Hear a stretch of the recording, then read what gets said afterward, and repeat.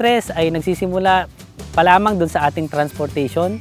So pagdating ng sisiw, yan ay stress, pinapainom natin kaagad ng electrolytes at saka dextrose, yung ating mga sisiw. Minsan, dinadagdagan na rin ito ng multivitamins, especially yung vitamin addict na kailangan ng manok para maiwasan at makarecover kaagad sila doon sa stress.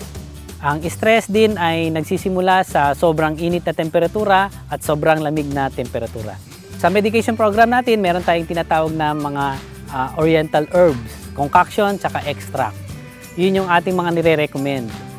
Hindi natin nire-recommend basta-basta yung paggamit ng antibiotics sapagkat ito ay nakaka-withdraw ng masarap na lasa ng karne. Ginagamitan natin ito ng mga tinatawag nating oriental herbs o yung ating mga eubiotics. Ginagamitan natin ito ng extract nung ginger, garlic, tsaka oregano. Yan ay para maiwasan yung pagsisipon at pagtatae ng ating mga alagang sisiw na hindi naman natin kinakailangan na gamitan ng antibiotic.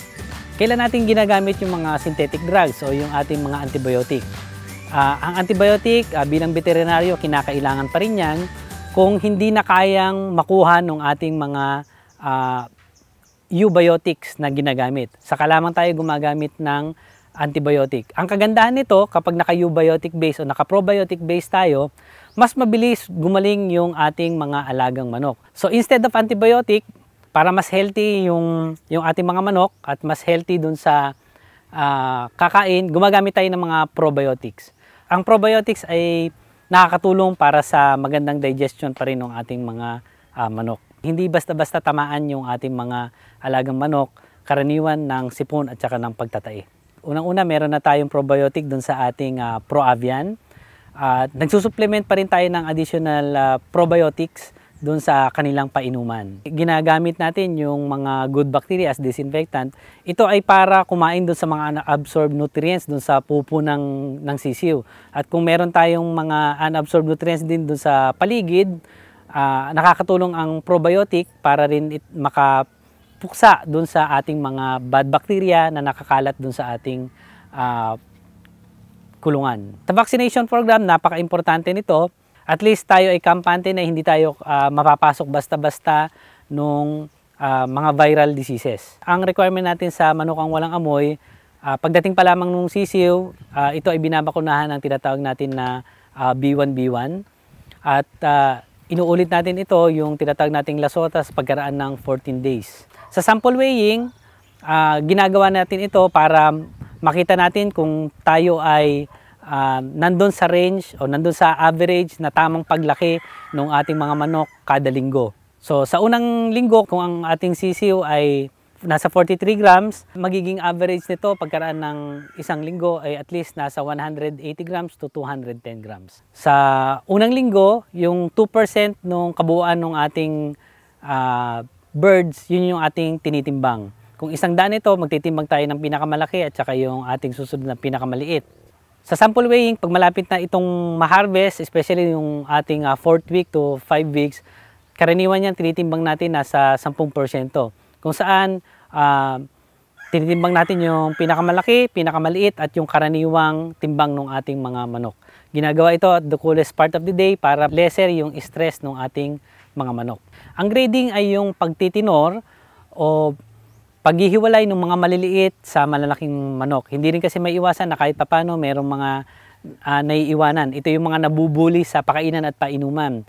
Kaya natin i-grade ito o tinitinor ito para makahabol siya dun sa target nating oras ng bentahan. Ang grading ay ginagawa natin especially pagkatapos ng brooding system. Makikita natin dito yung medyo maliit na manok at hinihiwalay natin ito sa mga malalaking manok. Sa waste management, karaniwan yan, yung ating waste management, minsan i-sprayan din natin ito ng ating mga good bacteria para lalong mawala yung amoy. Ginagawa natin lalo dun sa mga naka-conventional na klase ng kulungan. Sa pag-harvest ng manok, tinatanggal na natin dito yung painuman at saka yung pakainan. Di na natin sila pinapakain. Ito tinatawag natin na fasting.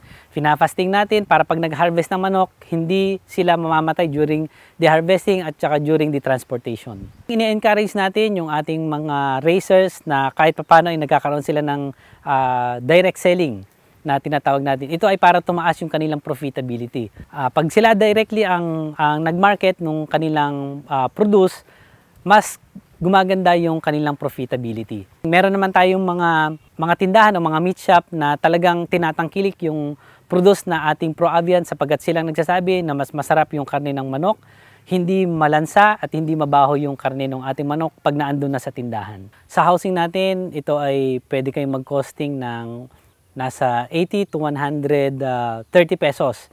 Depende sa materials na inyong gagamitin. Kung indigenous materials naman yung inyong mga gamitin, mas mababa pa doon yung mga posibleng costing nyo at lalo kung kayo yung gagawa at magpapasimula ng housing. Sa pagkain at sa sisiw, pwede kayong mag-costing doon ng around 120 pesos kada ulo ng manok. Kung sa backyard, wala naman tayong binabayaran na additional expenses para sa mga boy. Karaniwan ang ating magiging costing ay nasa feeds at sa sisiw lamang. Sa total niyan, nagre-range siya ng 90 to 120 pesos kada ulo ng manok. Yun yung ating magiging costing hanggang ma-harvest na yung manok natin. Tandaan natin, hindi naman natin basta-basta nababawi yung housing. Karaniwan yan, binabawi natin yung housing at least 5% nung ating kinikita doon sa ating pag-aalaga ng manok. Hanggang 20 cycle, doon natin nababawi yung housing depreciation cost na 5%. Every grow nating ginagawa, kumukuha tayo ng 5% na kita, yun ay inaalat natin para doon sa naging costing natin sa housing and equipment. Bakit manukang walang amoy at iwas langaw? Sapagkat pag ang iyong manukan ay hindi nangangamoy, makakapagpatuloy ka at makakapagpalaki ka ng iyong negosyo. Bakit ProAvian? Sapagkat ang ProAvian, tinanggal natin yung synthetic chemicals, synthetic hormones, mammal byproducts na nakakasama sa kalusugan ng mga kakain. Tinanggal din natin yung mammal byproduct para ma-ensure natin na hindi babaho yung bawat kulungan ng manok na gagamit ng ating ProAvian.